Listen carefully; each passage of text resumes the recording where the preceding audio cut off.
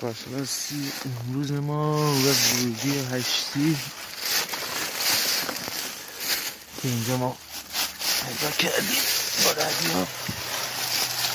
این باید برداشته بشه و از اینجا سقف ملات و دوده داره. این دوستان دوده داره. این ورودی به پایین باید داشته باشه. حالا ما با رادیو با مود حفره ببینیم اینجا رو مود حفره میزنیم. بزنیم رادیو پاندول میزنه.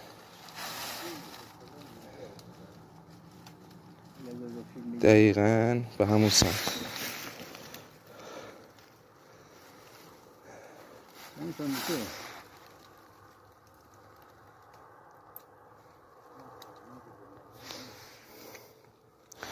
به اون سمت مسیر داره.